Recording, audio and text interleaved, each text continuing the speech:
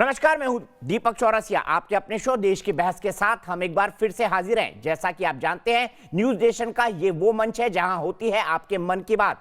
आप जिस मुद्दे को चुनते हैं, हम ना सिर्फ उस मुद्दे को पूरे देश के सामने उठाते हैं, बल्कि इस शो में लोग सीधे देश के सामने अपनी बात भी रख सकते हैं। आज आपने देश की बहस का जो मुद्दा तय किया है वो है अयोध्या में भूमि पूजन के टीवी प्रसारण पर वामपंथियों की रार। इसे 53% लोगों ने वोट देकर देश की बहस का मुद्दा बनाना चाहा है। आज इसी पर होगी देश की बहस। इस चर्चा में मेरे साथ एक बड़ा पैनल शामिल होगा, साथ ही दर्शक भी जुड़ेंगे।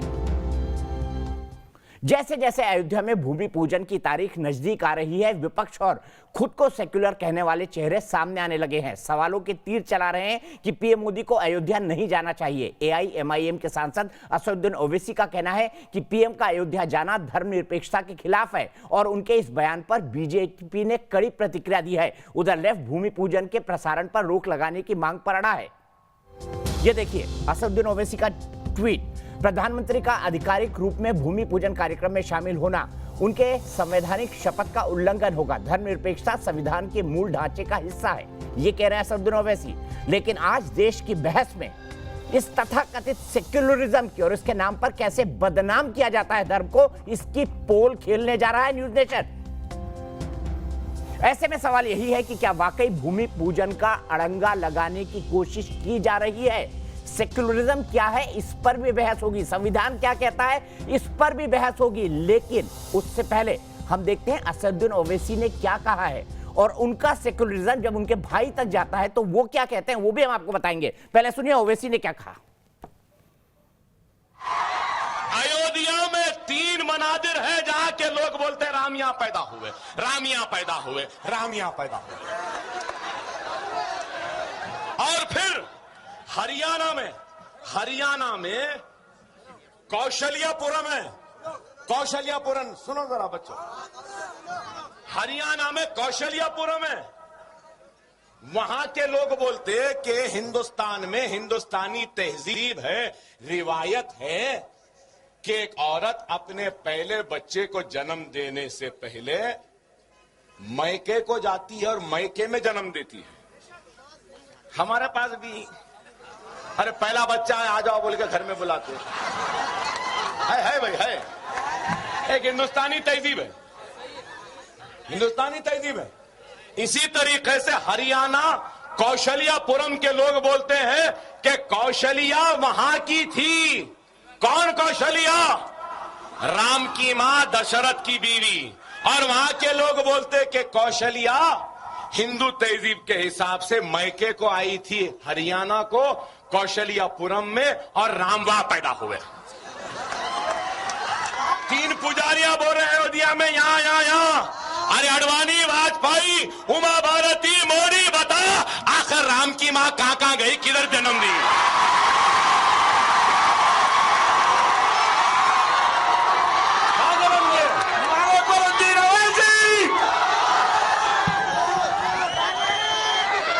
अरे 1 लाख 2 लाख नहीं, लाखों साल पहले। कितने? 15 लाख साल पहले के। यहां 200-400 साल की तारीख नहीं मालूम करते हैं, इनको 18 लाख साल पुरानी तारीख बताइए। अरे आप बताओ मेरे भाई। बहरहाल एक अजीब गरीब सूरत हाल है। सालार बोलते थे हर 10 कदम पे, हर 100 किलोमीटर पे जबान बदलती है, तहजीब बदलती है, जीने का सलीका बदलता है, रिवाजें बदलती हैं, तहजीबें बदलती हैं। हद तो ये हो गई कि भगवानों की तस्वीरें भी बदलती। तो सुने आपने अकबरुद्दीन ओवैसी के बोल। 2012 का यह भाषण है जहां पर माता कौशल्या का अपमान कर रहे हैं, भगवान राम का अपमान कर रहे हैं, भगवान दशरथ का अपमान कर रहे हैं। क्या यही है सेक्युलरिज्म? 2 गेस्ट मेरे साथ जुड़ गए हैं, पूरा पैनल जुड़ेगा। Doctor Sudhanshu Trivedi, member of parliament, जुड़ेंगे मेरे साथ। प्रोफेसर संगीत रागी पॉलिटिकल एनालिस्ट मेरे साथ जुड़ेंगी, नीरजा चौधरी सीनियर जर्नलिस्ट मेरे साथ जुड़ेंगे, आशुतोष वरिष्ठ पत्रकार पॉलिटिकल एनालिस्ट, और मेरे पुराने मित्र विवेक श्रीवास्तव जी हमारे बड़े भाई और लेफ्ट के लीडर, और थोड़ी देर में असीम वकार मेरे साथ जुड़ेंगे। सबसे पहले आपसे जानना चाहता हूं विवेक श्रीवास्तव जी, भगवानों का अपमान करना क्या यही सेक्युलरिज्म है ओवैसी साहब का? जी नहीं, बिल्कुल नहीं। ओवैसी साहब का ना लेफ्ट से कोई लेना देना है, और कम्युनल पॉलिटिक्स कोई भी अगर करता है, चाहे वो मुसलमानों की हो या हिंदुओं की, दोनों जो है भारतीय संविधान के हिसाब से ठीक नहीं है। सेक्युलरिज्म का मतलब है धर्मनिरपेक्षता। अगर आप किसी पर्टिकुलर धर्म को पकड़ करके राजनीति करते हैं, वोट मांगते हैं, वोट बैंक बनाते हैं, दंगे करवाते हैं, लड़ाइयाँ करते हैं, एक दूसरे का अपमान करते हैं, तो ये सेक्युलरिज्म नहीं है। चाहे वो मुसलमान करे या हिंदू, ये कोई कैटेगरी नहीं है। और यह भी जरूरी नहीं है कि अगर हिंदू गलत है तो मुसलमान गलत नहीं हो सकता, गलत दोनों हो सकते हैं। लेकिन ओवैसी के बजाय ऐसे और एग्जाम्पल दीजिए ना। जो लोग कह रहे हैं कि राम मंदिर से कोई प्रॉब्लम नहीं है, इतने सारे मुसलमान कह रहे हैं, प्रॉब्लम है प्राइम मिनिस्टर न्यूट्रल नहीं है, प्रॉब्लम है प्राइम मिनिस्टर क्या एग्जाम्पल सेट कर रहे हैं। प्राइम मिनिस्टर अगर सैफी मस्जिद में जाए तो ठीक, प्राइम मिनिस्टर अगर गुरुद्वारे में जाए तो ठीक, मंदिर में नहीं जा सकते विवेक श्रीवास्तव, ये कौन सा सेक्युलरिज्म है बताइए? प्राइम मिनिस्टर ने केदारनाथ बद्रीनाथ की यात्रा करी, अनेकों जगह पे गए, बनारस गए, काशी विश्वनाथ की यात्रा करी, किसी ने कोई ऑब्जेक्शन नहीं उठाया, ना किसी हिंदू ने, ना मुसलमान ने, ना लेफ्ट ने। उनकी व्यक्तिगत एक राय है, वो जा रहे थे और गुड फेथ में जा रहे थे। लेकिन यहां कंडीशन डिफरेंट है, अयोध्या का मामला डिफरेंट है, और स्टेट टेलीविजन पे उसका ब्रॉडकास्ट करना स्टेट मशीनरी का दुरुपयोग है। ठीक है, मैं आऊंगा इस बहस पर, लेकिन मैं सुधांशु त्रिवेदी जी जुड़ गए मेरे साथ, असीम वकार जी जुड़ गए हैं, संगीत रागी जी जुड़ गए हैं। सुधांशु त्रिवेदी जी, मैं आपको एक स्टेटमेंट दिखाता हूं, अकबरुद्दीन ओवैसी का यह स्टेटमेंट है, 2012 का यह स्टेटमेंट है, अपनी एक सभा में दिया गया स्टेटमेंट है, जिसमें सेक्युलरिज्म के नाम पर वो कैसे अपमान कर रहे हैं भगवान राम का, माता कौशल्या का, महाराज दशरथ का। एक बार सुन लीजिए, फिर सेक्युलरिज्म के नाम पर हम इस बहस की शुरुआत करेंगे। क्या है सेक्युलरिज्म? हिंदू देवी देवताओं का अपमान, क्या ये AIMIM का सेक्युलरिज्म है? सुनिए अकबरुद्दीन ओवैसी ने क्या कहा। अयोध्या में 3 मनादिर है जहां के लोग बोलते हैं राम यहां पैदा हुए, राम यहां पैदा हुए, राम यहां पैदा हुए। और फिर हरियाणा में कौशल्यापुरम है, कौशल्यापुरम, सुनो जरा बच्चों, हरियाणा में कौशल्यापुरम है, वहां के लोग बोलते कि हिंदुस्तान में हिंदुस्तानी तहजीब है, रिवायत है कि एक औरत अपने पहले बच्चे को जन्म देने से पहले मैके को जाती है और मैके में जन्म देती है। हमारे पास भी अरे पहला बच्चा है आ जाओ बोल के घर में बुलाते है भाई, है एक हिंदुस्तानी तहजीब है, हिंदुस्तानी तहजीब है। इसी तरीके से हरियाणा कौशल्यापुरम के लोग बोलते हैं कि कौशल्या वहां की थी। कौन कौशल्या? राम की मां, दशरथ की बीवी। और वहां के लोग बोलते कि कौशल्या हिंदू तहजीब के हिसाब से मैके को आई थी हरियाणा को कौशल्यापुरम में, और राम वहां पैदा हुए। 3 पुजारियां बोल रहे हैं अयोध्या में, यहां।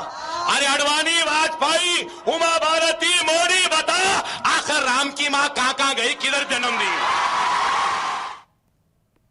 तो ये है ओवैसी साहब के भाई का सेक्युलरिज्म। सीधे चलता हूं मैं सुधांशु त्रिवेदी जी के पास। सुधांशु त्रिवेदी जी, क्या AIMIM को इस बयान के लिए अनकंडीशनल माफी नहीं मांगनी चाहिए विरोध और ऐतराज करने से पहले? क्यों मांगनी चाहिए? ये तो सेक्युलरिज्म का सुंदर शांति गीत है, ये तो सांप्रदायिक सौहार्द की मिसाल है, और जिसको कवर अप करने के लिए दिल्ली के तमाम बुद्धिजीवी और श्रीवास्तव जी जैसी पार्टी के लोग, सेक्युलरिज्म के तमाम चैंपियन खड़े हुए हैं। आप गाली बकिए क्या? हिंदू देवी देवताओं के भद्दे चित्र बनाइए, अभिव्यक्ति की स्वतंत्रता है, गाली बकिए, अभिव्यक्ति की स्वतंत्रता है, मगर दूसरी तरफ कुछ और हो जाए तो भीड़ घेर लेगी एक थाने को, FIR दर्ज होकर आदमी जेल में होने के बावजूद कि हमको दे दो, हम इसका इंसाफ करेंगे, वहां पे सब चुप हो जाते हैं। अब बताइए, विवेक श्रीवास्तव जी बोल रहे हैं, सूप बोले तो बोले, चलनी भी बोले, जिसमें 100 छेद। बताइए, इनकी पार्टी तो कहती धर्म है अफीम है, इनकी पार्टी ने तो 2007 में पश्चिम बंगाल में एक मंत्री के खिलाफ कानूनी कार्रवाई कर दी थी, अपनी पार्टी से स्ट्रक्चर पास कर दिया था कि उसने केवल काली माता के मंदिर में जाके पूजा कर ली थी। और इन्हीं के पार्टी के लोग रोजा इफ्तार में जलवाए जलाल से जाते हैं। ये बताइए, मदर टेरेसा का कैनोनाइजेशन हुआ, पूरे टेलीविजन के ऊपर आया, ये तो मैं मोदी सरकार की बात कर रहा हूं। किसी ने चू से मुंह बोला? डॉक्टर मनमोहन सिंह जी गए दिल्ली में अक्षरधाम मंदिर की शिलान्यास करने, तब किसी को समस्या नहीं थी। आज ये है, कारण ये है, सिर्फ एक बात बता दे, ओवैसी क्या जवाब देंगे इसका? वो कहेंगे वो तो कार्रवाई चल रही है, कोर्ट में केस चल रहा। वाह भाई वाह! अरे इनका तो ऐसा है, सुनिए दीपक जी, ये राम जन्मभूमि का इतने दिन मुकदमा चला तो क्या कहते थे ओवैसी साहब, हाथ उठा के, ये यकीन पे तय नहीं होगा, ये सबूत पे तय होगा, अगर साबित होगा तभी ये तय होगा कि रामलला जहां विराजमान है वो जमीन उनकी है। और सीएनआरसी में क्या कहते हैं? अरे बर्थ सर्टिफिकेट नहीं है तो कहां से ले आए? यकीन पे मान लो हम तो यहाँ रह रहे तो ये हमारा है। बता, रामलला तो बर्थ सर्टिफिकेट दे देंगे। त्रिवेदी जी, और इनसे कह रहे हैं डिस्कशन कि अपने राम आप मान लीजिए। जन्मभूमि पे नहीं हो रहा है, डिस्कशन राम उसी पे हो रहा है जन्मभूमि का और मसला प्रधानमंत्री के आपने जाने पे हो रहा है। बयान। असीम वकार जी, क्या नहीं, आपके नहीं, तो सेकुलरिज्म मुसलमान का भी ये मान मतलब चुके है हैं। कि अकबरुद्दीन मुसलमान ओवैसी भी मान माता चुके हैं उसको। कौशल्या और भगवान राम को गाली देंगे? क्या आपको इसके लिए अनकंडीशनल माफी नहीं मांगनी चाहिए आपकी पार्टी को, एआईएमआईएम को? बताइए असीम वकार जी। अगर जैसा कि आपने कहा तौबा नौज बिल्ला गाली वाली बात अगर ये सच्ची होती तो अब तक न जाने सैकड़ों नहीं, हजारों नहीं, करोड़ों मुकदमे हो गए होते। सर मैं फिर सुना देता आपको हूं, अपने चैनल पर टेलीविजन पर मक्कारी है, शूट करने के लिए माफी मांगना चाहिए। फुटेज झूठ एक भी नहीं मुकदमा बोलती, नहीं है उनके ऊपर इस उनका बात खुद का के लिए कि भाषण उन्होंने है, किसी खुद की भगवान को आवाज गाली है। दी। आपको नहीं भी देते हैं, आपकी प्रॉब्लम तो ये है। मैं कह रहा हूं, अगर आपने जैसा कहा कि उन्होंने गाली बकी किसी भगवान को, अगर ऐसा किया होता तो एक दो नहीं करोड़ों मुकदमे होते उनके ऊपर। आप झूठ बोल रहे हैं, आप फरेब फैला रहे हैं न्यूज नेशन पर बैठकर। आपको हाथ जोड़कर माफी मांगना चाहिए। सर अभी एफआईआर अगर- होगी, अभी तक निकला नहीं था ये बयान, आज निकल गया है। 2012 का बयान बोला था ना, 15 मिनट फौज से हटा दो, निपट लेंगे 100 करोड़ बनाम 15 करोड़। असीम वकार जी, ये आपका सेकुलरिज्म है क्या? सेकुलरिज्म के नाम पर भगवान और इंसानों को गाली दी जाएगी? इसका सीधा जवाब चाहिए मुझे। आप लोग डिबेट को आप जैसे लोगों को मैं सीधा जवाब थोड़ी ना दूंगा। आपको मैं पत्रकार मानता ही नहीं हूँ। आप मत माने, मुझे कोई फर्क नहीं आपको पड़ता। तो मैं- देश आपको मुझे तो असीम मैं वकार मान रहा पत्रकार हूं कि मानता आप है, अपनी लेकिन मैं जिंदगी सीधे चलता हूँ जीविका की विवेक लड़ाई लड़ श्रीवास्तव रहे के हैं। पास। विवेक श्रीवास्तव, मैं आप- बहस को भटका आप नहीं रहा हूँ। पत्रकारों की लाइन में सेकुलरिज्म खड़े के हो रहे नाम हैं पर आकर। हिंदू देवी देवताओं को गाली देना, धर्म को अफीम नहीं, मानना, देखिए, भारतीय संस्कृति को नुकसान पहुंचाना, सेकुलरिज्म- ये आप हैबिचुअल ऑफेंडर है, सेक्युलरिज्म हैबिचुअल में ऑफेंडर। किसी- नहीं बिल्कुल नहीं। देखिए दीपक जी, आप नहीं सीखना है सुनिए, भाई, आपसे आप नहीं वरिष्ठ सीखना पत्रकार हैं, मेरी लॉजिक अभी मैं सुनिए। एक लाइन आपसे सेक्युलरिज्म का पूछूंगा तो मतलब आपके पास किसी भी जवाब नहीं धर्म का बचेगा। इंसल्ट करना नहीं है। देवी देवता हो, इस्लाम हो, क्रिश्चियनिटी हो, यहूदियों का किसी ने धर्म हो, कोई इंसल्ट इंसल्ट नहीं करना की है, सेक्युलरिज्म का कहीं मतलब किसी नहीं ने इंसल्ट नहीं की है। है। म्यूचुअल पीसफुल और ना ही हम लोग कोएग्जिस्टेंस के- ना ही सेक्युलरिज्म हम लोग के कल्चर में है। ये आप बात अपने है। घर में पूजा करिए, मुसलमानों के कल्चर खूब में पूजा ये बात करिए, नहीं है, ये कल्चर जम के में आप नमाज ही के होगा करिए, तो आप जो मर्जी करिए, लेकिन पॉलिटिकल लाइफ में ला करके सोशल अनरेस्ट क्रिएट करवा करके, अरे मस्जिदें प्रधान- तोड़ करके, मंदिरों को रोजा अटैक इफ्तार करके, किसके ये जो किसके unrest है, प्रधानमंत्री ये करते थे? गलत है। इंदर कुमार गुजराल की प्रधानमंत्री सरकार एक को गलत एग्जाम्पल किसका सेट कर रहे समर्थन हैं। था? देवेगौड़ा के रोजा इफ्तार में भी गया हो और इंदर कुमार गुजराल के रोजा इफ्तार में भी गया हो, मनमोहन जी सिंह नहीं, के में बिल्कुल भी नहीं। गया हो देखिए, जब आप सुनिए, समर्थन दे रहे थे। उस वक्त लेफ्ट के सेकुलरिज्म कहा गया समर्थन था का आपका। मतलब लेफ्ट की आइडियोलॉजी किसी धर्म को नहीं मानती। नहीं बिल्कुल नहीं, हमारा सेकुलरिज्म बिल्कुल खड़ा है। मुस्लिम तुष्टीकरण या हिंदू तुष्टीकरण या तुष्टीकरण किसी भी धर्म का हो, गलत है। न्यूट्रल राजनीति होनी चाहिए। सिटीजन एक है, एक आदमी एक वोट। सुधांशु त्रिवेदी और विवेक श्रीवास्तव फ्रेम में प्लीज। सुधांशु जी, मेजॉरिटी वोटों को मोबिलाइज करके गलत ट्रेंड सेट कर रहे हैं। अगर आप The Prime माइनॉरिटी Minister को is wrong. मोबिलाइज करें तो ठीक, एआईएमआईएम पार्टी का नाम हो तो ठीक, बिल्कुल नहीं। मुसलमानों के नाम पे पार्टी है वहां ठीक। जाकर के मुस्लिम लोग भारत का एक ऐसा विभाजन करा दे, ढांचा मुस्लिम जो लीग वो लंबे ठीक। अरसे तक डिस्प्यूट सुधांशु में रहा, त्रिवेदी जी, सुधांशु जिसके त्रिवेदी रिजल्ट जी, के आने के बाद क्या भी ये कुछ सेकुलरिज्म लोग है? भी हो क्या सकते ये हैं। सेकुलरिज्म है? वहां प्रधानमंत्री का जाना गलत है। देखिए, ये विवेक श्रीवास्तव जी इतना उत्तेजित होकर बोल रहे हैं, पर ये अपनी पार्टी के एक नेता का नाम नहीं बता सकते जिसको रोजा इफ्तार में जाने पे कार्रवाई हुई। मंदिर पे जाने पे कार्रवाई वाले का मैंने नाम बता दिया। अब दूसरा, एमआईएम के अपने हमारे मित्र असीम वकार साहब, अब इनको चलता वीडियो नजर नहीं आ रहा है।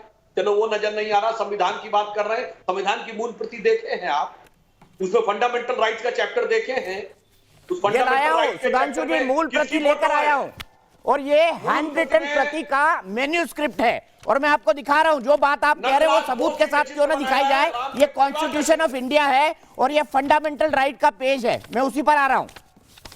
ये देखिए, मैं सबूत के साथ दिखा रहा हूं। ये कॉन्स्टिट्यूशन ऑफ इंडिया विवेक श्रीवास्तव जी, और ये भगवान श्री राम जी। सुधांशु जी अपनी बात Fundamental right कहिए। के चैप्टर पे। अब दूसरी बात, इस देश नहीं, को प्रधानमंत्री का कौन मानता है? अगर अयोध्या राष्ट्रपिता किसे मामला माना जाता डिस्प्यूट है? में लंबे अरसे विवेक तक श्रीवास्तव रहा जी सुनिए, और कोर्ट ने उसका विवेक फैसला विवेक जी सुन लीजिए प्लीज, सुन लीजिए। मैं कोर्ट के फैसले पर भी आऊंगा, मैं पूरा फैसला निकाल कर आया हूं। सुन लीजिए सिर्फ सुधांशु जी की आवाज। विवेक जी संयम।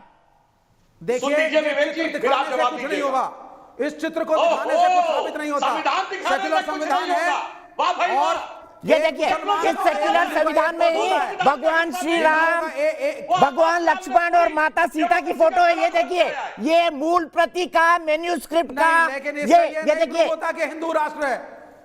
कोई नहीं कह रहा भारत हिंदू देश राष्ट्र है। हिंदू राष्ट्र नहीं है। यहाँ अब पे मैं एक और सर्वधर्म बात सद्भावना बताता हूं, है। सब धर्मों सुधांशु त्रिवेदी, विवेक भाई एक मिनट, एक राम की मिनट। तस्वीर संविधान की बात दिखा आई, करके सुधांशु जी कह रहे हैं, सुन लीजिए उनकी बात, फिर जवाब दे दीजिएगा। अब मैं बोल दूं, इन्होंने कहा कि भारत धर्मनिरपेक्ष है। क्यों धर्मनिरपेक्ष है? इसका आधार भी तो बताइए। भगवान राम ने जब लंका का विजय प्राप्त किया था तो लंका को अपने राज्य में मिलाया नहीं, ना अपना कोई आप हर चीज में कहां चले जाते हैं? वहां धर्म परिवर्तन किया। 1947 के बाद की कहानी अरे बताइए सुनिए, आप। इसी वजह से धर्मनिरपेक्ष नहीं, आप 1947 के बाद की कहानी बताइए जरा मुझे। धर्मनिरपेक्ष है। और मैं चुनौती से कहता हूं विवेक श्रीवास्तव, एक कम्युनिस्ट कंट्री बताओ जहां बोलने की स्वतंत्रता हो, और एक मुस्लिम कंट्री बताओ जो धर्मनिरपेक्ष हो।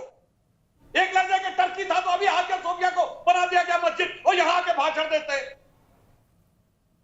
एक कम्युनिस्ट कंट्री में डेमोक्रेसी नहीं, एक मुस्लिम कंट्री धर्मनिरपेक्ष नहीं, और दोनों यहां बैठ के धर्मनिरपेक्षता और डेमोक्रेसी का राग अलाप रहे। जबकि संविधान में मैं बताता हूं, जब संविधान सभा की बहस हो रही थी, सेक्युलर वर्ड की बात आई, एच.एन. मुखर्जी, लोकनाथ मिश्रा, पंडित जवाहरलाल नेहरू, बहस में क्या बात आई कि अगर अल्पसंख्यक रहेगा तो सेक्युलर वर्ल्ड कैसे रहेगा? दुनिया का एक देश बताइए जो सेक्युलर भी हो, अल्पसंख्यक भी वर्ल्ड हो।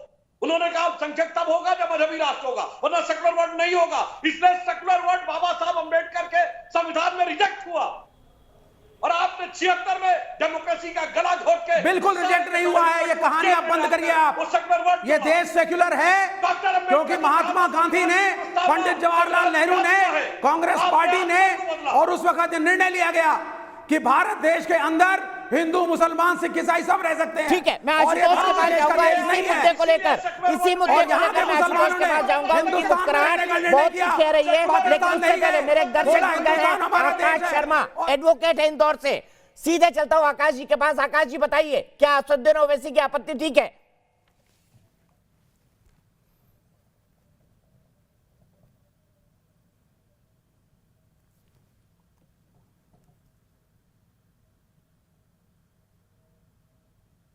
भारत देश के और एक ऐसे व्यक्ति के लिए सभी धर्म, सभी व्यक्ति, पूरी जनता उनके लिए एक समान है। इस आधार पे वो राम जन्मभूमि एक ऐसा मुद्दा है जो कई वर्षों से, सदियों से चला आ रहा है, जिसको आज माननीय सर्वोच्च न्यायालय ने पूर्ण रूप से सारी चीजों को मद्देनजर रखते हुए आज उस पर निर्णय दिया है। और जहां तक ये धर्मनिरपेक्षता की बात कर रहे हैं कि उससे धर्मनिरपेक्षता होती है, तो अगर हमारे सर्वोच्च न्यायालय के जजमेंट को देखते हैं तो राम जन्मभूमि के पक्ष में 2.77 एकड़ की जमीन दी गई, जबकि मस्जिद के लिए 5 एकड़ की जमीन दी गई है। उस आधार पे ये फिर धर्मनिरपेक्षता वहां क्यों नहीं आ रही? ठीक है, मैं सीधे चलता हूं आशुतोष के पास। आशुतोष, मुझे ये बताइए, सेक्युलरिज्म के नाम पर कब तक ओवैसी बंधु मुसलमानों की राजनीति करके अपनी पार्टी का नाम मुसलमानों वाली पार्टी रखेंगे, AIMIM? इसमें आपको कोई कॉन्ट्रडिक्शन नजर नहीं आता? नहीं, बिल्कुल बिल्कुल इसमें कॉन्ट्रडिक्शन है, और जो कुछ भी अकबरुद्दीन ओवैसी कह रहे हैं गलत कह रहे हैं, और उनकी भर्त्सना होनी चाहिए। लेकिन ये अधिकार सुधांशु त्रिवेदी को नहीं है कि दुनिया को वो भाषण दें और दुनिया के बारे में बताएं कि बाकी लोग बहुत कम्युनल हैं और वो सेकुलर है। भारतीय जनता पार्टी के बारे में जो जितना कम कहा जाए उतना बेहतर है। मैं अभी वो बाबा साहब अम्बेडकर का जिक्र कर रहे थे, मैं खाली बाबा साहब अम्बेडकर और पटेल, सरदार पटेल, इन दो का जिक्र करूंगा। इसको ऑन करो, बाबा थोड़ी साहब देर के अंबेडकर ने हिंदुत्व के बारे में क्या कहा था, बिल्कुल स्पष्ट है। उन्होंने कहा था कि ये लोकतंत्र विरोधी है और ये इसको भारत में आने से हर हालत में रोकना चाहिए। आशुतोष, उन्होंने इस्लाम के बारे में क्या कहा था? इस्लाम ब्रदरहुड के बारे में क्या कहा था? बाबा साहब अंबेडकर ने इस्लाम ब्रदरहुड के बारे में क्या कहा था, ये भी बता दीजिए। इस्लाम के बारे में उनकी सोच क्या थी, ये भी बता दीजिए। दीपक, इतना उत्तेजित होने की जरूरत नहीं। मैं तो नहीं तो उससे फर्क क्या पड़ जाता है? उससे फर्क क्या पड़ जाता है? हिंदू फैनेटिक हो या मुस्लिम फैनेटिक हो, अ फैनेटिक इज अ फैनेटिक। भाषण करते हैं तो मैं उनको बता रहा था कि बाबा साहब किस वर्ष में बोला? आशुतोष जी बताइए, किस ईयर की किताब में कहा है? ईयर भी बोलिए, किताब भी बोलिए, फिर अभी दूध का दूध पानी का पानी होगा। सरदार पटेल ने गांधी की हत्या के बाद आरएसएस के बारे में कहा था, बोला कि जो नफरत का माहौल आप लोग पैदा करते हैं, उस नफरत के माहौल से गांधी जी की हत्या हुई है।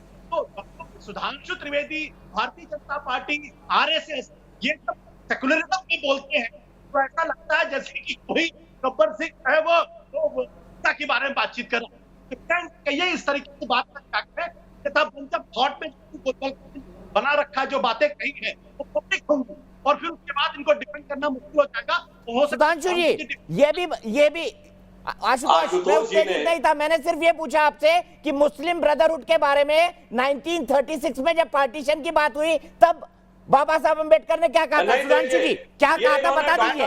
उनकी जो पुस्तक अब मिलती नहीं है। अब मैं ये भी बता दूं, नहीं, यहाँ कंपटीशन चल रहा है क्या?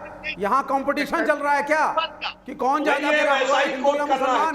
सर, आप सबसे बड़े सेक्युलर हैं। अरे आप नहीं बोलिए ना, आप चल रहा है कि सुधांशु त्रिवेदी प्रूव करेंगे? नहीं, आप यहाँ क्या कंपटीशन चल रहा है? अच्छा, एक एक करके सुधांशु त्रिवेदी जी, उसके बाद आशुतोष। सुधांशु जी, स्वभाव में सेक्टर नहीं है, अपने स्वभाव में सेक्टर नहीं है। और नहीं तो गुरु गोलवलकर की किताब उठा के देख ले, जिसमें लिखा हुआ है कि हिंदुस्तान कौन है और मुसलमानों के बारे में क्या राय रखते हैं, क्रिश्चियन के बारे में क्या राय रखते हैं और वामपंथ के बारे में क्या राय रखते हैं।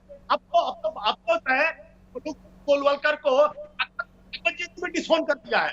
ठीक है, सीधे सुधांशु, आशुतोष आपने बात कंप्लीट की सुधांशु त्रिवेदी जी के बाद। सुधांशु जी, अब इनको जवाब देता हूं।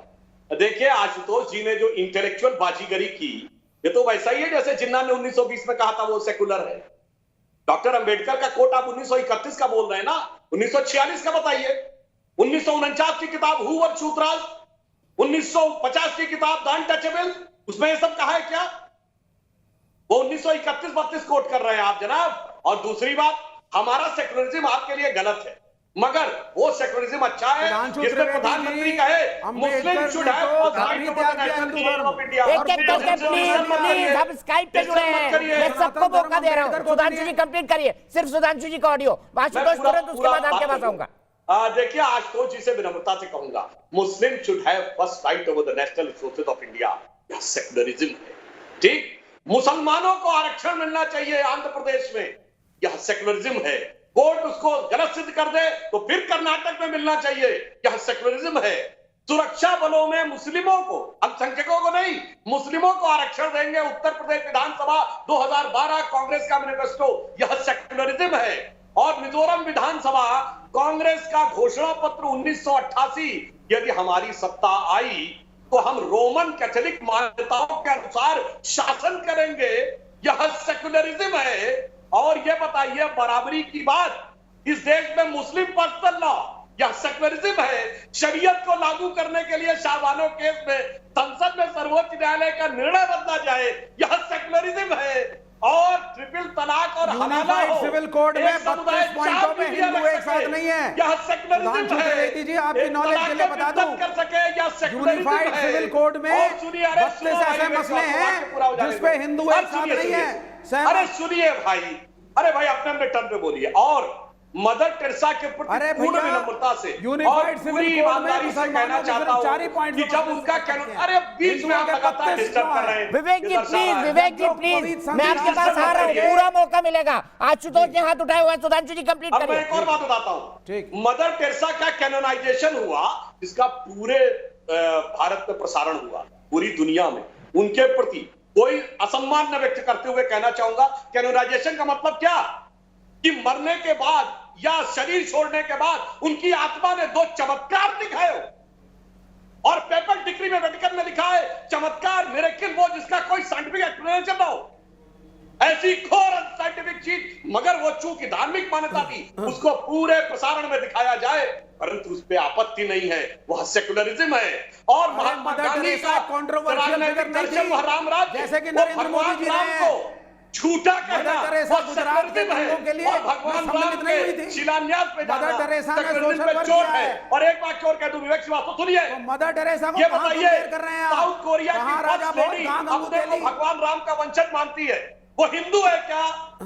अरे साउथ थाईलैंड कोरिया का को छोड़िए, किंग अब रामा अम्बेडकर का टाइटल ही होल्ड है। करता है, वो हिंदू है अम्बेडकर जी ने क्या? हिंदू धर्म को त्याग अरे दिया, सुनिए भाई, क्योंकि आप सनातन धर्म धर्म उनको कर रहे हैं, जस्टिस नहीं क्योंकि देता। सत्य का आप सामना नहीं बौद्ध करना धर्म चाहते। अपनाना पड़ा। विवेक अरे साहब तो भाई, प्लीज बहुत सुधांशु जी है। कंप्लीट करिए, मैं क्योंकि आशुतोष के पास हिंदू जाऊंगा। धर्म का साथ विवेक नहीं जी है। आ जाऊंगा मैं आपके पास। मैं थोड़ा अरे चलिए, जिस दिन बहुत मदर सारा टेरेसा तो का मैं वो पूछना चाहता हूं। प्रसारण हुआ था, मैं मौजूद था तालिबान ने कोलकाता भगवान में। बुद्ध की सबसे बड़ी मूर्ति 2001 में तोड़ी। मदर टेरेसा कंट्रोवर्शियल आपकी फिगर नहीं क्यों बोला? थी। मदर टेरेसा बोलिए। शांति का प्रतीक थी। तो आप क्या कह रहे हैं? भगवान राम कंट्रोवर्शियल फिगर है? आप कह रहे हैं भगवान राम कंट्रोवर्शियल फिगर है? आप कह रहे हैं भगवान राम कंट्रोवर्शियल फिगर है? और आज बाबा अम्बेडकर मस्जिद की को बात कर तोड़ा रहे हैं। आपने, कोर्ट के थ्रू नहीं अरे तोड़ा, मैं तो मस्जिद कह रहा हूं, जबरदस्ती भारतीय तोड़ा। भगवान उसका को केस विवेक चल रहा है। श्रीवास्तव जी, मैं पूरे डिसीजन की कॉपी लेकर आया हूँ। 9 बजे उस पर ही बात होगी। क्यों नहीं शब्द निकला? बाबा साहब ने उन्हें भगवान माना था। बोलो, बाबरी विवेक मस्जिद श्रीवास्तव का जी, विध्वंस बोलिए। गैर कानूनी था। ओहो, आपने तो मस्जिद यहाँ तोड़ी। गैर कानूनी आप कहाँ था। मदर टेरेसा को ले अरे आए? ये बोलिए ना, मदर टेरेसा तो भगवान शांति दूत थी। चुप। और मैं ये पूछ हमारे रहा हूं, देश में आप विदेशी विश्वास होने के करते हैं? बाद भी आके अरे सुनिए, सोशल सर्विस आप करती विश्वास थी। करते हैं कि तो मदर किसी टेरेसा और व्यक्ति नरेंद्र मोदी शरीर में क्या छोड़ने के बाद कंपैरिजन है? उसकी आप नरेंद्र मोदी तो गुजरात के प्रतीक दिखाई गई। है, पूरे विश्व ने देखा। ठीक है, एक मिनट के लिए मैं नीरजा जी के पास चलूंगा। नीरजा चौधरी जी वरिष्ठ पत्रकार मेरे साथ जुड़ी हुई हैं। नीरजा जी, मैं आपसे जानना चाहता हूं, क्या आपको प्रधानमंत्री मोदी का अयोध्या जाना धर्मनिरपेक्षता के खिलाफ लगता है? आपको क्या लगता है? मैं आपको 1980 से देख रहा हूं, जब आपने अयोध्या का आंदोलन कवर किया था। मुझे बताइए, क्या आपको यह धर्मनिरपेक्षता के खिलाफ लगता है? देखिए, जब कोर्ट ने अपना वर्डिक्ट दिया है कि मंदिर वहीं बनना चाहिए, मुद्दा जो 70 साल से अटका हुआ था उसमें एक क्लोजर आ गया है। और मेरी आपत्ति प्रधानमंत्री के वहाँ जाने से नहीं है, दूरदर्शन के कवर करने से भी नहीं है, क्योंकि हमने देखा 80s में 90s में महाभारत रामायण दूरदर्शन ने कवर किया है। अब आपकी राय हो सकती है सेक्युलर है कि नहीं, होना चाहिए कि नहीं, एक धर्म को इतना वो देना चाहिए, तूल देनी चाहिए कि नहीं, वो अपनी जगह है। मेरी आपत्ति बहुत सिंपल है। कोविड के टाइम अगर हम 70 साल वेट कर सकते थे तो क्या 7 महीने और नहीं वेट कर सकते? देश में त्राही त्राही मची हुई है। ब्राजील के आंकड़ों से हम आगे निकल गए हैं। कुछ दिनों बाद यूएस को भी हम मात दे देंगे। और लोगों में इतनी समस्या हो रही है, बेरोजगारी है, लोगों के जॉब्स गए। उस दिन 2 दिन पहले जो किस्सा निकला इतना दुखदायक था कि वो एक महिला अपने बूढ़े पति को 5 रुपए नहीं थे पर्चा लेने के लिए अस्पताल में भर्ती करने के लिए। तो अगर देश में यह स्थिति है तो क्या योगी आदित्यनाथ को वहां जाके सफाई करनी चाहिए कि इस तरफ ध्यान देना चाहिए? सीधे सुधांशु त्रिवेदी जी, ये दूसरा एक्सक्यूज है। हालांकि एक पिटीशन गई थी इलाहाबाद हाईकोर्ट ने उसको एंटरटेन करने से मना कर दिया था। एक कांग्रेस वर्कर की पिटीशन थी जो राहुल गांधी के बहुत क्लोज है, साकेत नाम है उनका। क्या आपको नीरजा जी की आपत्ति जायज लगती है? क्योंकि ये भी एक पर्सपेक्टिव में पॉइंट है। क्या कोविड के टाइम पर भूमि पूजन उचित है? अगर 492 साल वेट किया गया तो 1 साल और क्यों नहीं? देखिए, इसी आशंका अगर पार्लियामेंट नहीं मिल पा रहा है दीपक इस समय, हाँ मैं जवाब दे रहा हूँ। देखिए, इसी आशंका, एक मिनट जवाब ले लेते हैं। सुनिए, शादियों में हम नहीं जा पा रहे हैं, लोग मर रहे हैं तो फ्यूनरल्स में हम नहीं जाने को कहा है। हम लोग बहुत लोग हैं जो हम हर मंगलवार को हनुमान के मंदिर जाते हैं, वो सब हमने अलग रखा है क्योंकि एक बहुत अनयूजुअल स्थिति है देश में, दुनिया में। तो क्या इसकी भूमि पूजन की हम इंतजार नहीं कर सकते थे? मंदिर बनने वाला है, कोर्ट ने कह दिया है, मुसलमान कम्युनिटी ने मान लिया इसको, इस पे कोई विवाद नहीं हो रहा है इस समय। ठीक है सुधांशु जी, तो हम कर सकते हैं। नीरजा जी, इतनी सुधांशु जी, प्रॉब्लम है देश में इस समय। नीरजा जी आपने बोल लिया, मैं जवाब देता हूं। आपने जो बात कही, इसी आशंका को राम को काल्पनिक बनाने वालों के नजदीकियों ने जाकर जब कोर्ट में कहा तो कोर्ट ने इसको काल्पनिक मानकर खारिज कर दिया। परंतु आपने बड़ी सही बात कही है कोविड पे। पर आपको पता है कि कोविड में डेड सरफेस पे कोविड का वायरस 8 से 9 घंटे जीवित रहता है। इसलिए कहा जाता है कोई सामान लाओ तो पहले उसको 1 दिन दूसरे कमरे में रखो और उसके बाद आप वापस लेके आइए। मगर आपको पता है लिविंग सरफेस पे कितने दिन जीवित रहता है? परमानेंट। तो अब आप बताइए, ये तो 492 साल बाद आया, आप कह रहे हैं चेंज कर देना चाहिए। परंतु मैं ईमानदारी से कहता हूं, बकरीद में बकरे लाए जाएंगे, वो तो परमानेंट कैरियर होंगे कोविड के। एक बार ये भी कह दीजिए कि कोविड फैलने का कितना खतरा होगा। मुसलमानों को क्यों ले आते हो? अब सुनिए, कोविड की बात हो गई तो भी बकरीद को ले आए। ठीक है, सिर्फ सुधांशु जी की आवाज। विवेक भाई प्लीज, विवेक भाई प्लीज, विवेक भाई प्लीज। असीम वकार जी का फोन कट गया है, जोड़िए उसको। सुधांशु जी सुनिए, क्या फिर ये आप कहिए कि जो सरकारें कह रही है ना, तो हर बकरे का कोविड टेस्ट कराएं, 14 दिन क्वारंटीन में रखें, फिर सैनिटाइज करके उपलब्ध कराएं, उस पर तो आप लोगों के मुंह से एक नहीं निकलता। अरे साहब, करोड़ों बकरे कोविड के कितने कैरियर होंगे करेंगे, वहां ये आपकी आदत है। हर चीज में हिंदू मुसलमान करिए आप। वो कोरोना की बात करिए नीरजा जी, उसमें भी आप बकरीद ले आए। कोई कहता है भाई महामारी फैल रही है, तो उसमें भी हिंदू मुसलमान। विवेक जी का ऑडियो प्लीज, सुधांशु जी का ऑडियो। विवेक भाई प्लीज, हम 1 घंटे और हैं अभी बहस में। सुधांशु जी, ये मुझे समझ में नहीं आता, ये लेफ्ट वाले क्यों बीच में बोलने लगते हैं? रिलीजन इज ओपियम वाले, ये ओपियम के बीच में काहे ओपियम खा के आते हैं जो बार बार बोलने लगते हैं? इनको तो धार्मिक बहस से ही बाहर रहना चाहिए। खाम बेगानी शादी में अब्दुल्ला दीवाना। तो मैंने सिर्फ एक बात कही नीरजा जी से, आप बता दीजिए कि जिंदा बकरे बड़े भयानक कैरियर होंगे कोविड के। एक बार इंटेलेक्चुअल की तरफ से आ जाए कि बकरीद नहीं होनी चाहिए, तो हर साल होती है, हर साल में 2 बार होती है, ये 492 साल में एक बार नहीं होती। जवाब की उम्मीद करता हूं। सुधांशु जी का सीधा सवाल आपसे।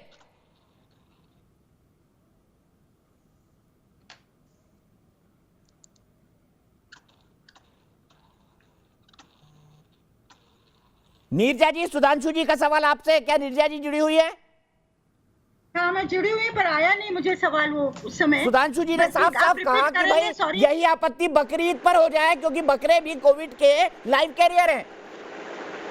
देखिए, मुझे लगता है सुधांशु जी, इस समय इतनी बड़ी आपदा है कि इसको हिंदू मुस्लिम विवाद मत करिए देश में। इस समय ये चीजें रुक सकती है, पॉलिटिक्स रुक सकता है। इस समय लोगों की जान का मामला है और हेल्थ का मामला है, उनकी वेलबींग का मामला है, हमारी इकोनॉमी में प्रॉब्लम है उसका मामला है। ये चीजें कुछ समय तक रुक सकती है। आप बकरीद में अगर खतरा है तो जरूर उठाइएगा उसको, उसमें कोई आपत्ति नहीं। सुधांशु जी जवाब देना चाहते हैं, फिर मैं सीधे विवेक श्रीवास्तव के पास जाऊंगा, और असीम भाई का फोन भी जुड़ गया है, और संगीत रागी जी का भी। मैंने तो यही पूछा नीरजा जी, हम भी बचपन से आपको सुनते आ रहे हैं। प्रधानमंत्री कार्यालय सरकार ने तो आप लोग से सवाल नहीं पूछा था, आप लोग सलाह देने लगे। और जहां पर कि बकरा वास्तविक कैरियर है, जिंदा कैरियर है, उस पर आप कह रहे हैं आपको करना हो तो कर दीजिए, हम कुछ नहीं बोलेंगे। ये अपने आप में कितनी हास्यास्पद स्थिति लगती है कि आप इस तरह के मुद्दों के ऊपर पूरी तरीके से चुप्पी। और यहां पर भाई जब प्राइम मिनिस्टर होंगे तो उसकी सिक्योरिटी में क्या स्थिति होती है? कई किलोमीटर तक आप एंट्री नहीं कर सकते। डिस्टेंसिंग की जहां बात है, प्राइम मिनिस्टर की उसी एसपीजी सिक्योरिटी का हिस्सा है। आपको पता होना चाहिए जब प्राइम मिनिस्टर चलते हैं या जिनके पास एसपीजी और जेड प्लस सिक्योरिटी भी होती है, उनके ब्लड ग्रुप वाले कई लोग साथ में चलते हैं। इस सीमा तक तो सिक्योरिटी की बात रखी जाती, फिर भी उसमें आपको नजर आ रहा है इसमें तो उल्लंघन हो जाएगा। मगर बकरों का एक और बात, हिंदू मुस्लिम आपने कैसे कह दिया? मैं असीम वकार साहब बैठे और इनसे पूछ लीजिए, किसी मुस्लिम टेक्स्ट में दिखा दीजिए कि जहां बकरे की कुर्बानी इस्लामिक परंपरा में, बकर का मतलब क्या होता है? बड़ा।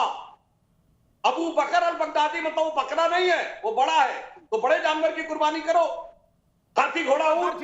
मगर भारत में बकरा गाय, यही करिए। कहने के लिए आपके पास कोई तथ्य नहीं है, इसलिए उसकी कुर्बानी होती। वरना कोई चुनौती दिखा दी जहां गोट सैक्रिफाइस लिखा हो इस्लामिक धर्म में। जवाब दीजिए असीम वकार साहब। प्रधानमंत्री की यात्रा पे डिबेट है, असीम वकार साहब जुड़े नहीं है। असीम वकार साहब, प्रधानमंत्री क्या रोल मॉडल है? नहीं है। प्रधानमंत्री क्या एग्जाम्पल सेट कर रहे हैं? प्रधानमंत्री एग्जाम्पल सेट कर रहे हैं, भाड़ में गया कोरोना, सबको छोड़ो और वोट की राजनीति के लिए मैं पहुंचूंगा। प्रधानमंत्री ये मैसेज दे रहे हैं। प्रसार भारती बिल को भी साइड में रखूंगा और स्टेट मशीनरी का मिसयूज करूंगा, क्योंकि हिंदुओं को बरगलाना है और वोट लेना है। डेवलपमेंट की पॉलिटिक्स कर नहीं पाते हैं। अरे आप भी तो हिंदू हैं, विवेक श्रीवास्तव जी, आप भी तो हिंदू हैं, आप बरगला जाएंगे क्या? विवेक श्रीवास्तव जी, आप भी तो हिंदू हैं, आप बरगला जाएंगे क्या? के राजभवन में 200 लोग, नहीं, हम कम्युनिस्ट हैं, हिंदू मुसलमान की बात नहीं है। तो ये क्या है विवेक श्रीवास्तव, ये क्या है? इस देश के मुसलमानों ने भारत को अपना देश माना। दीपक भाई सुनिए, इस देश के मुसलमानों ने भारत को अपना देश माना। और उसमें भी एक जिन्ना था जिसने भारत और पाकिस्तान बनवाया। विवेक श्रीवास्तव जी, इस हकीकत को भी दोहरा दीजिए। टू नेशन थ्योरी दी गई, क्योंकि तब आप क्यों चुप थे? तब कम्युनिस्ट क्यों चुप थे? बताइए। लेकिन इस देश का मुसलमान इस देश का है, इस देश का पेट्रियाटिक है, इस देश का मुसलमान पाकिस्तानी नहीं है। वो जो ये बीजेपी वाले उसको रोज घोषित करते हैं और रोज इम्तिहान लेते हैं कि अपने देशभक्ति का इम्तिहान दो हमको। अच्छा सुनिए, देश का मुसलमान भारतीय है, बता दीजिए, उसका भी एक ही वोट है और प्रधानमंत्री दोगली राजनीति कर रहे हैं। विवेक जी, सवाल है आपके लिए, 1 मिनट। विवेक जी, एक सवाल है आपके लिए सुधांशु जी का। विवेक जी, सवाल सुनवाइए सुधांशु जी का। विवेक जी, 1 मिनट। आशुतोष, आपकी मुस्कुराहट बहुत कुछ कह रही है, आ रहा हूं मैं आपके पास। 1946 में कॉन्स्टिट्यूएंट असेंबली में मोहम्मद अली जिन्ना कहां से चुन के गए थे? ढाका से कि पेशावर से कि लाहौर से कि कराची से? नहीं, बंबई से। और बॉम्बे प्रेसिडेंसी की 30 की 30 सीटें मुस्लिम लीग को मिली थी और मद्रास प्रेसिडेंसी की 28 की 28। इसलिए यह भाषण मत दीजिए। मोहम्मद अली जिन्ना चुन के गए थे और उनको 98-97% वोट मिला था। ऐसा नहीं 97-98% मुंबई वाले वहां चले गए। इसलिए भी भाषण मत दीजिए, फैक्ट चेक कर लीजिए, उसका बोला करिए। वो मुंबई से चुन के गए थे, आज के पाकिस्तान से नहीं, आज के भारत से चुन के गए। जवाब दीजिए विवेक श्रीवास्तव जी, जब भारत का डिवीजन हुआ धर्म के आधार पर, तब वामपंथी कहां थे? इससे साबित क्या होता है? इससे साबित क्या होता है? इससे कुछ साबित नहीं होता। सुभाष चंद्र बोस को इस देश से निकाल के भेष बदल के सीपीआई का कैडर श्रीपद अमृत डांगे के कहने पर अफगानिस्तान के रास्ते रूस लेकर गया था। तुम कभी आजादी के लिए लड़े ही नहीं, तुमने कभी गोलियां नहीं खाई, अंग्रेजों के पिट्ठू बने रहे आरएसएस के लोग, और आज हमको देशभक्ति सिखाते हो और हिंदू मुसलमानों को बांटते हो आपस में। अच्छा विवेक श्रीवास्तव जी, अयोध्या में भगवान श्री राम का मंदिर बन जाएगा तो आप दर्शन के लिए जाएंगे कि नहीं? साथ रहेगा। अरे विवेक श्रीवास्तव जी, आप दर्शन के लिए जाएंगे कि नहीं? अयोध्या में भगवान श्री राम का भव्य मंदिर बन जाएगा तो आप दर्शन के लिए जाएंगे कि नहीं जाएंगे? राम के मंदिर को सब मुसलमानों ने माना है, कोर्ट के आदेश को सब मुसलमानों ने माना है। तो ओवैसी जी क्यों चिल्ला रहे हैं? दुष्टता दिखा रहे हैं, प्रधानमंत्री दिखा रहे हैं कि मैं धर्म विशेष राजनीति करूंगा। अच्छा ये बताइए, प्रधानमंत्री गलत है। प्रधानमंत्री दिखा रहे हैं कि मुसलमान मेरा अपना नहीं है। प्रधानमंत्री दिखा रहे हैं कि कम्युनल पॉलिटिक्स करो और हिंदू वोटों को एक तरफ करो। प्रधानमंत्री पोलराइजेशन कर रहे हैं वोटों का। ठीक है सुधांशु जी, मुझे पता है आपको, आप 9:05 तक जुड़े थे। मैं 9:05 पे आपको थैंक यू बोलता हूं। सीधे चलता हूं आदित्य द्विवेदी के पास। विवेक श्रीवास्तव जी, बहुत टाइम है हमारे पास, अभी बहुत टाइम है डिस्कशन के लिए। आदित्य द्विवेदी लखनऊ से। आदित्य जी मुझे बताइए, थोड़ा ध्यान दीजिए सामने, मुझे बताइए कि ओवैसी जी की आपत्ति को क्या आप उचित मानते हैं? प्रधानमंत्री को जाना चाहिए अयोध्या या नहीं जाना चाहिए?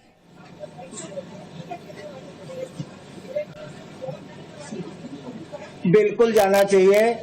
माननीय प्रधानमंत्री जी को जन भावनाओं के आधार पर काम करना चाहिए।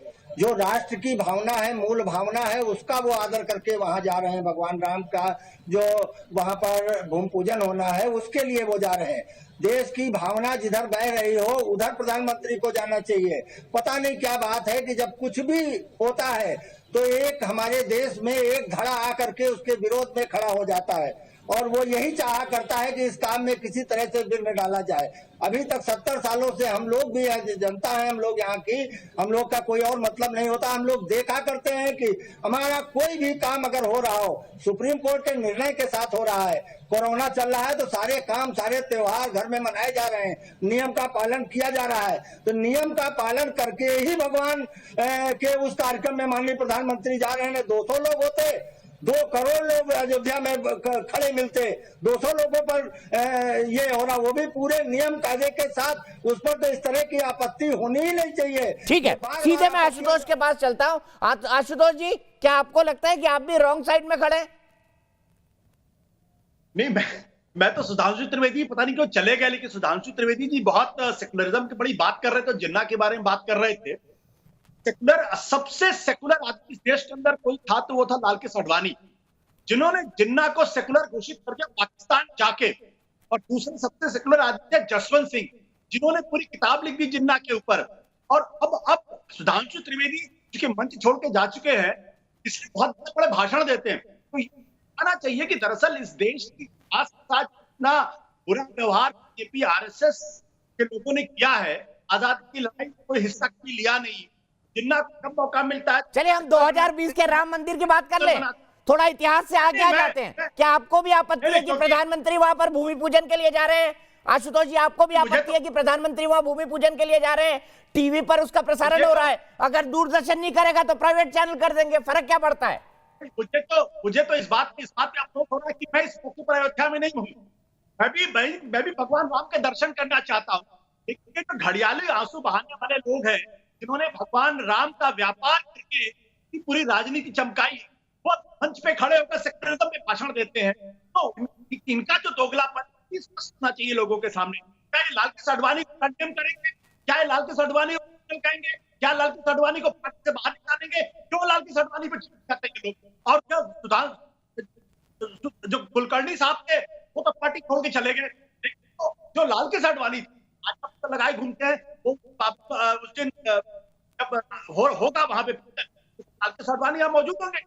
जसवंत सिंह साहब ने सेकुलर बताया था, तो कौन आशुतोष आपको ये भी फैक्ट पता है उसके बाद पार्टी में उनके साथ क्या हुआ था? इस फैक्ट को भी बता दीजिए, हम दोनों साथ में रिपोर्टिंग करते थे। मैं तो ये बता दीजिए ना क्या हुआ था? जसवंत सिंह को कैसे शिमला के अधिवेशन से निकाला गया था, ये भी बता दीजिए ना। मैं उनके साथ बगल वाले रूम में था, ओबेरॉय सेशंस में। ये भी बताइए ना जसवंत सिंह को कैसे अनसेरेमोनियसली निकाला गया था जिन्ना की तारीफ करने पर। अगर मैं गलती से बोल दूं तो मेरे घर पर पत्थर फेंके जाएंगे और मेरी मां बहनों को गालियां दी जाएंगी। तो ये इनकी बात है, तो दो राय नहीं होनी चाहिए, या तो लाल कृष्ण आडवाणी गलत है या सुधांशु गलत है, दोनों एक साथ सही नहीं हो सकता। चलिए बाबर पे आ जाते हैं। अच्छा मुझे बताइए, बाबर को आप एक आक्रांता मानते हैं या शासक? क्या बाबरी मस्जिद ठीक थी? नहीं, मैं तो कहता हूँ बाबर आक्रांता था। ये कौन कहता बाबर आक्रांता नहीं था? कौन कहता है? विवेक श्रीवास्तव जी कहते हैं सेक्युलरिज्म खतरने में पड़ जाता है बाबर को अगर आक्रांता बोल देते हैं तो। देखिए विवेक श्रीवास्तव जी नाराज हो गए, बाबर को आपने आक्रांता बोल दिया। आशुतोष आप भी सेक्युलर नहीं है। राजा का धर्म नहीं होता, नहीं राजा का धर्म नहीं होता। हर राजा आक्रांता है, चाहे हिंदू या मुसलमान। हर राजा लड़ता है सीमाएं बढ़ाने के लिए। इस देश में अकबर को पढ़ना शुरू कर दें, अगर अकबर जिस सारे धर्मों को लेकर दूसरे राजा करता था, नहीं चल पाया उसका दीन इलाही। आशुतोष जी आप भी जानते हैं उसके दीन इलाही को मुसलमानों ने ही बर्बाद कर दिया। अकबर के बाद आ जाइए ना, क्या हुआ? अकबर के बाद आ जाइए, बाबर की बात करिए। मीर बाकी ने क्यों तोड़ी बाबरी मस्जिद, ये भी बता दीजिए। मीर बाकी ने राम भगवान का मंदिर क्यों तोड़ा, ये भी बता दीजिए। और मैं अब स्ट्रिक्टली सुप्रीम कोर्ट के फैसले पर आना चाहता हूं। मेरे साथ कुछ और गेस्ट जुड़ेंगे, मैं चाहता हूं असीम वकार जी को जोड़ दीजिए प्लीज, संगीत रागी जी को जोड़ दीजिए, विवेक श्रीवास्तव जी। विवेक श्रीवास्तव जी, आक्रांता हर राजा आक्रांता है दीपक भाई। अच्छा। हर राजा आक्रांता है, चाहे हिंदू राजा हो या मुसलमान।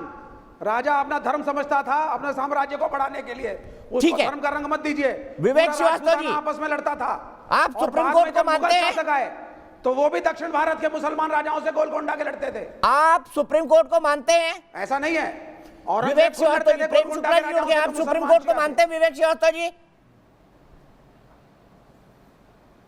हम बिल्कुल सुप्रीम कोर्ट को मानते हैं। जो सुप्रीम कोर्ट का ऑर्डर है वो फॉलो करना है, चाहे हिंदू हो या मुसलमान। तो अयोध्या पे डिस्प्यूट कोई नहीं कह रहा, प्रधानमंत्री का रोल गलत है, प्रसार भारती का उल्लंघन हो रहा है, स्टेट मशीनरी का मिसयूज है, हम इस पे डिबेट कर रहे हैं। अच्छा कोई मुसलमान चलिए मैं कोर्ट का फैसला कोर्ट करता हूं। मैं चाहता हूं एक बार असीम वकार जी को फिर से जोड़ दिया जाए और मुझे फिर दिखाना है कि अकबरुद्दीन ओवैसी ने सेक्युलरिज्म के नाम पर क्या कहा था। विवेक श्रीवास्तव जी, कोर्ट का फैसला पेज नंबर 670, कोर्ट ने अपने फैसले में कहा कि हिंदू गवाहों के अलावा खुद मुस्लिम गवाहों ने अपनी गवाही में यह माना कि रामनवमी, सावन झूला, कार्तिक पूर्णिमा जैसे अवसरों पर देश भर में हिंदू तीर्थयात्री यहां दर्शन के लिए आते थे, सरयू नदी में स्नान करते थे, राम जन्मभूमि, हनुमानगढ़ी, कनक भवन के दर्शन करते थे। अगला पेज मैं आपको पढ़ा देता हूं, पेज नंबर 630 और 628 पे देख लीजिए। कोर्ट ने कहा कि मुस्लिम पक्ष ऐसे सबूत नहीं पेश कर पाया जिससे साबित हो कि 16वीं सदी में वहां बाबरी मस्जिद के निर्माण के बाद 1857 से पहले तक मुस्लिमों का एकाधिकार रहा हो। यह सुप्रीम कोर्ट का फैसला, कोर्ट का 630 पेज नंबर। डिस्प्यूट नहीं है, डिस्प्यूट दूरदर्शन पे है, प्रसार भारती पे है, प्रधानमंत्री के रोल पर है। डिस्प्यूट राम मंदिर पे नहीं है, कोर्ट ने फैसला दे दिया है, वो डिस्प्यूट सेटल हो चुका है। लेकिन प्रसार भारती का क्लॉज है, आप धर्म की रिपोर्टिंग कर सकते हैं, इंफॉर्मेशन दे सकते हैं, लेकिन यहां धर्म के नाम पे सेलिब्रेशन होगा तो सेलिब्रेशन को दिखाना गलत है। प्रेम शुक्ला जी, सेलिब्रेशन को दिखाना गलत है और इसलिए टोपी पहन के अगर इफ्तार करे तो गलत नहीं है, लेकिन रामनवमी राम भगवान के शिलान्यास का कार्यक्रम गलत है, सेक्युलर नहीं है। इंफॉर्मेशन शब्द है। नहीं, अभी बाबरवादी पता नहीं क्या क्या बातें करेंगे। मैं दीपक जी इन महाशय से जरा जब बहुत देर से बोले, जरा शांति सुन लीजिए। एक छोटा सा सवाल मेरा आपसे भी है, आदरणीय विवेक श्रीवास्तव जी, एक छोटा सा सवाल मेरा आपसे है। 2012 में दिख रहा है, एक मिनट प्रेम शुक्ला जी, मनमोहन सिंह जी इफ्तार पार्टी में तस्वीरें चल रही है उनकी।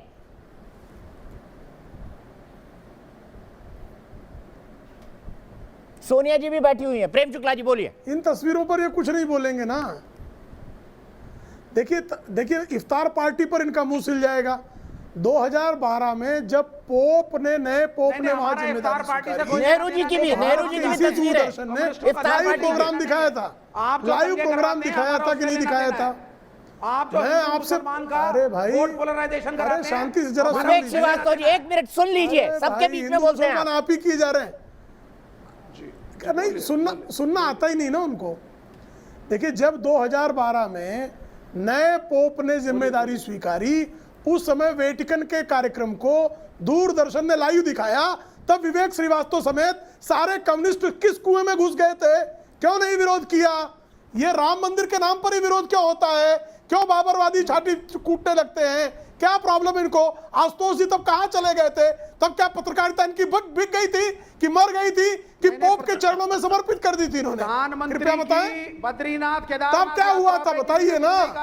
जब अरे भाई, विश्वनाथ यात्रा पे, अरे आप कृपया मुझे बताइए ना, पोप की सेरेमनी जब लाइव दिखाई गई, पोप का क्या लेन देन है भारत से? कौन है पोप? पोप आपका काका है? कौन था पोप आपका? मेरा प्रश्न पोप पर है। पोप के, अरे विवेक जी जवाब भी दे दीजिए ना, कोई लॉजिकल। दूरदर्शन ने लाइव दिखाया क्योंकि एंटोनियो मैनो जो है इस देश के शासन व्यवस्था का संचालन कर रही थी। तब आपका मुंह सिल गया था क्या?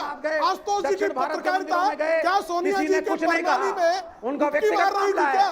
लेकिन जहां बाबरी मस्जिद ढाई गई हो, इतना लंबा डिस्प्यूट रहा हो, बेशक कोर्ट का फैसला आ गया है, वहां पे जाना गलत है। प्रधानमंत्री गलत मैसेज दे रहे हैं। विवेक जी जवाब दे दीजिए ना, उनका सवाल है लॉजिकल, पोप का कार्यक्रम क्यों दिखाया दूरदर्शन पे?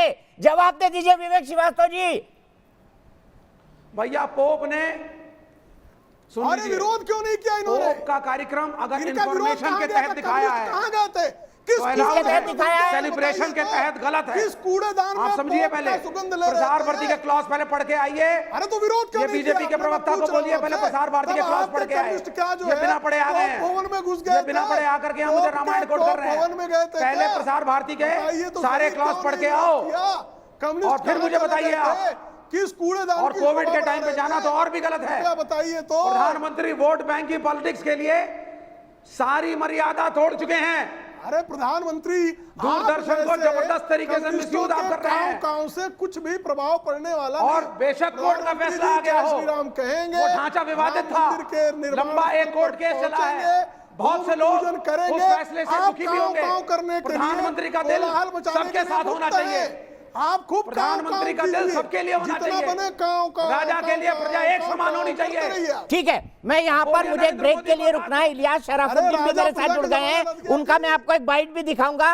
अकबरुद्दीन ओवैसी की भी बात सुनाऊंगा, क्या वो सेक्युलरिज्म है? मैं एक बार फिर वो सवाल उठाऊंगा, लेकिन उससे पहले कानपुर से मेरे एक दोस्त बिजनेसमैन विनीत पांडे जी जुड़ चुके हैं। विनीत पांडे जी, क्या आपको असदुद्दीन ओवैसी की आपत्ति ठीक लगती है?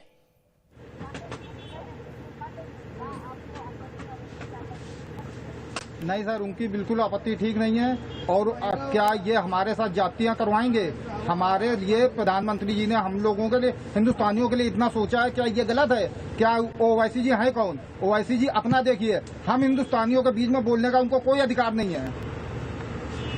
ठीक है विनय जी, आपका पॉइंट पूरे देश ने सुना है और देश की बहस का हमारा मतलब यही है कि हम अपने दर्शकों की आवाज को सीधे सीधे देश तक पहुंचाएं। यही देश की बहस का मतलब है। इलियास शराफुद्दीन जी हमारे साथ जुड़ गए हैं, बहुत शरीफ व्यक्ति हैं, इनकी आवाज पर ब्रेक नहीं लगता। इलियास भाई आपके पास आऊंगा ब्रेक के बाद, ब्रेक लगाइएगा थोड़ा सा। तो अब बात होगी सुप्रीम कोर्ट के फैसले की भी, लेकिन उससे पहले एक बेहद ही आपत्तिजनक बयान सुनवाता हूं। आज असदुद्दीन ओवैसी जो धर्मनिरपेक्षता की बात कर रहे थे, AIMIM के सांसद हैं, उनके भाई ने क्या बयान दिया था भगवान राम, माता कौशल्या और महाराज दशरथ के बारे में, वो सुनवाता हूं।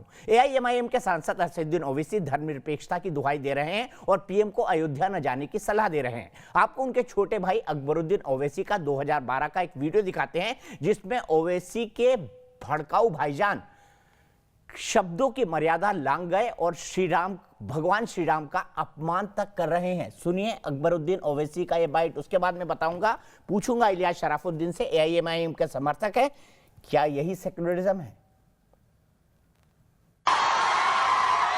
अयोध्या में 3 मनादिर है जहां के लोग बोलते हैं राम यहां पैदा हुए, राम यहां पैदा हुए, राम यहां पैदा हुए।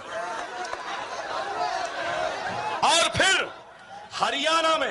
हरियाणा में कौशल्यापुरम है, कौशल्यापुरम, सुनो जरा बच्चों, हरियाणा में कौशल्यापुरम है, वहां के लोग बोलते हैं कि हिंदुस्तान में हिंदुस्तानी तहजीब है, रिवायत है कि एक औरत अपने पहले बच्चे को जन्म देने से पहले मैके को जाती है और मैके में जन्म देती है।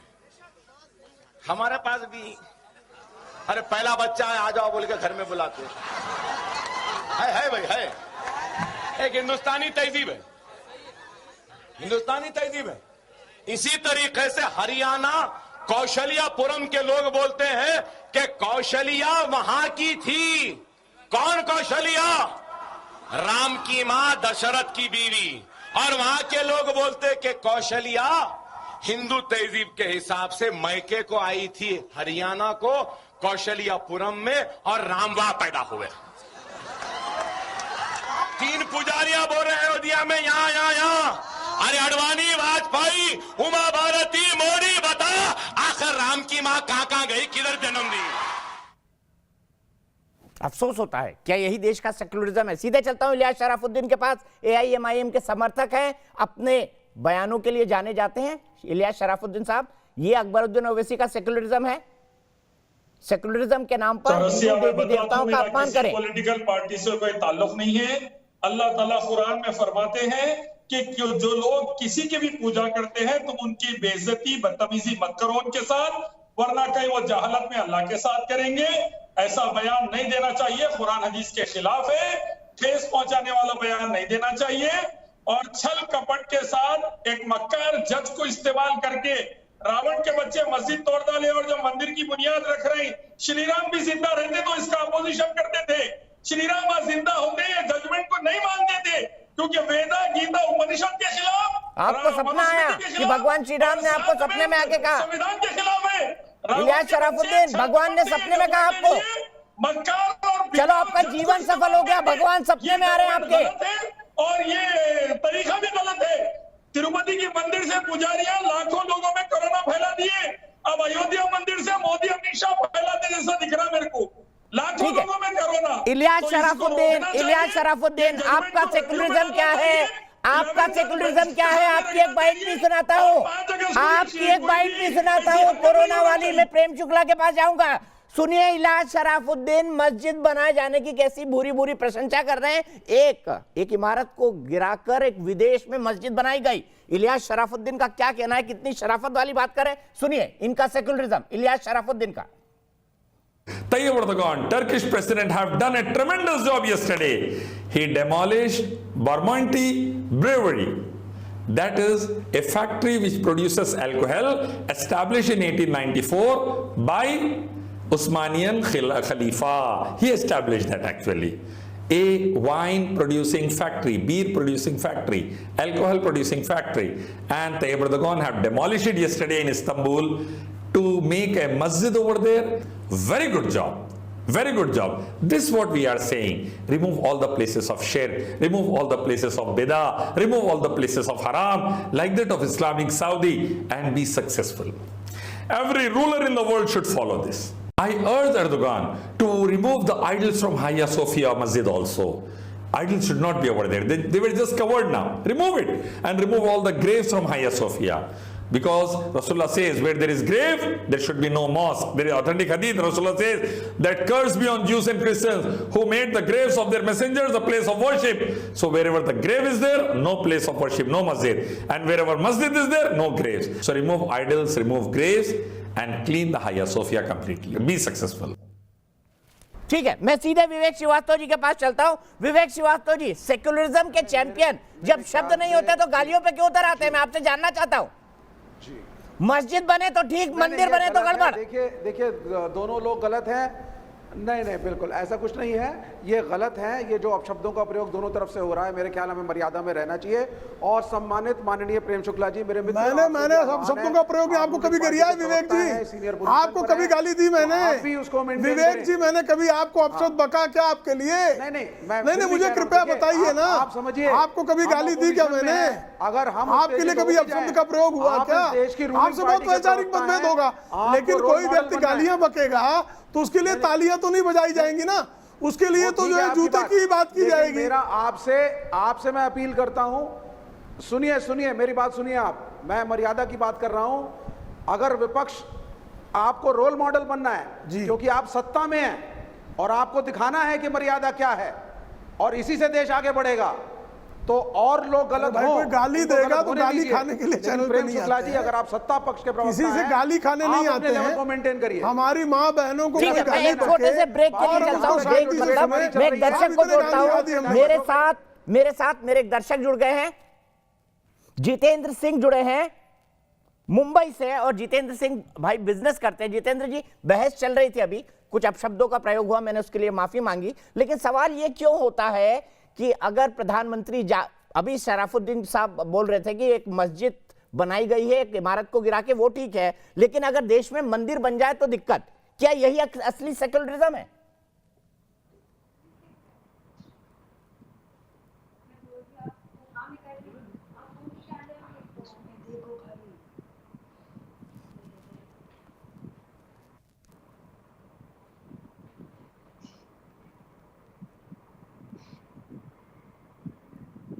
जितेंद्र जी, क्या आप ओवैसी जी के ऑब्जेक्शन को ठीक मानते हैं? थोड़ा ध्यान से सुनिए और जवाब दीजिए। आपसे सवाल कर रहा हूं मैं जितेंद्र जी।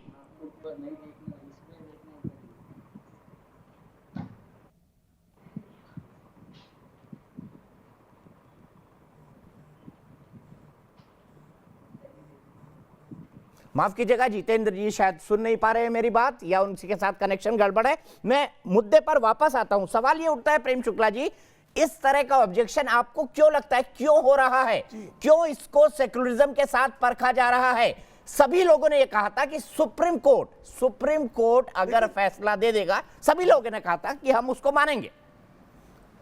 हर आदमी, बाबरी मस्जिद एक्शन कमेटी के हर आदमी ने कहा था सुप्रीम कोर्ट का जो भी फैसला होगा हम मानेंगे। अब आपत्ति क्यों? फैसले पे नहीं है दीपक भाई, सब विवेक भाई, एक मिनट आ रहा हूं। प्रेम शुक्ला जी, उसके बाद आप ही के पास आऊंगा। सेक्युलरिज्म भारत में प्रसार पिछले 70 वर्षों में, प्रधानमंत्री की यात्रा पे, पिछले 70 वर्षों में भारत में, अरे भाई जरा विवेक जी सुन लीजिए, इतना व्यग्र होने की आवश्यकता है?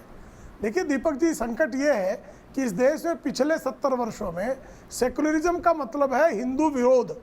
आप राम को गाली दीजिए, आप सेकुलर हो गए। आप हिंदुओं को गाली दीजिए, आप सेकुलर हो गए। आप कृष्ण को गाली दीजिए, आप सेकुलर हो गए। आप माँ दुर्गा माता को गाली दीजिए, महिषासुर को लेकर जिस तरह की गालियाँ कम्युनिस्टों ने माँ दुर्गा को दी, आपने सुना? तो लगातार जो है हिंदुओं को गाली कर देना, हिंदुओं को उत्पीड़ित करना, इसको लोगों ने सेकुलरिज्म मान लिया। अब इनको पच नहीं रहा है, इनको तो विश्वास ही नहीं था ना कि इस देश का सर्वोच्च न्यायालय राम मंदिर के पक्ष में इतना स्पष्टता से फैसला दे देगा। इनको विश्वास ही नहीं था, क्योंकि जुडिशरी में और एकेडमिक्स में एक बड़े पैमाने पर तथाकथित सेकुलरों की भरमार थी। आपके यहाँ तो ऐसे सेकुलर थे इस देश में, जुडिशरी में, जो अपने परिजनों के हितों के लिए बारंबार हिंदुत्व पर प्रहार करते थे और बदले में सरकार से वो अपने बच्चों के लिए उनके नहीं, एनजीओ मेरे के लिए ख्याल से खैरात अब पाते हम थे, जुडिशरी को उसकी पूरी बीच में ना सूची दी लाएं। जा सकती है, एक दो हम नहीं, जुडिशरी मैं को 10 बीच में जजों ना की लाएं सूची इसमें। आपको पकड़ा दूंगा जो कोर्ट को- कम्युनिस्ट थे कोर्ट को तो और मानना कम्युनिस्ट पड़ेगा होने के हमें। नाते यहाँ चाहे वो पर निर्णय ऐसा एक हमारे कमिटेड पक्ष में हो या जुडिशरी विपक्ष में। क्रिएट की गई थी। उस कमिटेड जुडिशरी के जमाने में आज एक जो है स्पष्ट तौर पर स्वाभाविक फैसला आया है, न्याय आया है, तो अन्याय करने वालों को न्याय बर्दाश्त कैसे होगा? हमारे फेवर में ना हो। अरे साहब, लेकिन जुडिशरी के जुडिशरी को कल्टीवेट क्या क्वेश्चन बात कर करना, रहे हैं आप? ये क्या ठीक नहीं बात है। कर रहे हैं आप? क्या बात कर रहे हैं आप? नहीं, जुडिशरी को भी 1970 आप कटघरे में में खड़ा कमिटेड कर देंगे। जुडिशरी बनाई गई। एग्जीक्यूटिव को आप कौन कटघरे ने में कौन खड़ा इस कर बात को देंगे। नहीं जानता कि देखिए, सीनियरिटी में वोट छठे नंबर का पोलराइजेशन जज जो की है राजनीति के हम खिलाफ वो हैं। सुप्रीम कोर्ट का अगर सीजीआई आप बनाया धर्म के जाता आधार पे था। वोट को ये भाई साहब, ये किसको सेक्युलर बता रहे हैं भारत में प्रहार है आप? आप लोगों का। फाली नरीमन की पुस्तक जो प्रधानमंत्री है, एक रॉन्ग जो एक एग्जाम्पल बड़े सेट कर वकील रहे इस हैं। देश के हैं, प्रधानमंत्री फाली मैसेज दे नरीमन रहे ने हैं पूरी पुस्तक जो है मुसलमानों को। इसी को समर्पित कि की मैं है। मेजॉरिटी के किस साथ तरह था, से हमारे मैं देश मेजॉरिटी के में साथ हूं। कांग्रेस के जमाने में ये- कमिटेड जुडिशरी क्रिएट की गई, कमिटेड एकेडमिशियंस क्रिएट किए गए, कमिटेड जर्नलिस्ट क्रिएट किए गए, कमिटेड, और उनका काम क्या था? कमिटेड क्या हिंदुओं होता को है? गाली मैं- देना। इस हिसाब से तो उनका हम काम मीडिया क्या पे था? प्रहार भी कल करना राम शुरू को कर गाली देंगे। देना। हमें नहीं उनका- करना अरे चाहिए। कमिटेड था, कमिटेड टू द मीडिया अगर पावर, मोदी के फेवर में कमिटेड टू बोल द रही है तो बोले, हम तो आइडियोलॉजी, अपना पक्ष कमिटेड रखेंगे। टू कम्युनिज्म, ये कमिटमेंट था। भाई जवाहरलाल नहीं, कोई नेहरू विश्वविद्यालय ideology की नहीं है। स्थापना Constitution के साथ रहना चाहिए। Constitution में जो लिखा है, के उसको तहत follow की गई। करिए। किसको नहीं मनुस्मृति को पता लाने ये? की ठीक है, कौन नहीं ठीक है, जानता मैं आपको भाई? जवाब कोई दिखाऊं, मैं आपको जवाहरलाल जवाब नेहरू दिखाऊं। विवेक भाई, विश्वविद्यालय में विवेक भाई, टुकड़े विवेक भाई, ये पालने देखिए, का औचित्य क्या है? ये देखिए विवेक भाई, प्रेम शुक्ला जी, मैं कॉन्स्टिट्यूशन की कॉपी लेकर आया हूं विवेक जी के लिए खास तौर पर। संविधान की बड़ी कस्में खाई जाती हैं। ये देखिए कॉन्स्टिट्यूशन ऑफ इंडिया, ये रेयर प्रिंट है, कुछ 100 या 200 सरकार ने इस बार प्रिंट करवाए थे और एक कॉपी मेरे पास आई है लॉ मिनिस्ट्री से। और इसमें ये देखिए फंडामेंटल राइट्स, ये आपके जो फंडामेंटल राइट्स है ना, इसमें भगवान श्री राम, माता सीता और भगवान लक्ष्मण की तस्वीरें हैं। तो एक कॉन्स्टिट्यूशन भी भगवान राम को सेक्युलर मानता है। लेकिन सवाल यह है, असदुद्दीन ओवैसी ने जो सवाल उठाया है उस पर देश क्या कहता है, उस पर देश क्या कहता है, मैं आपको बताता हूं। आज हमारे सवाल के परिणाम क्या है, आज हमारा पोल क्या कहता है। विवेक भाई, अफसोस वक्त इतना ही था, फिर बहस करेंगे, कई मुद्दे मिलेंगे। प्रेम शुक्ला जी आपका और मेरे तमाम मेहमानों का शुक्रिया। हमने सवाल उठाया था कि प्रधानमंत्री का अयोध्या जाना धर्मनिरपेक्षता के खिलाफ है। हाँ कहना है 20% लोगों का, और एक ओवरवेलमिंग मेजॉरिटी 80% ये कहती है कि प्रधानमंत्री को अयोध्या जाना चाहिए। ये धर्मनिरपेक्षता के खिलाफ नहीं है। देश की बहस में आज के लिए इतना ही। कल नए मुद्दे के साथ फिर जुड़ेंगे और करेंगे देश की बहस।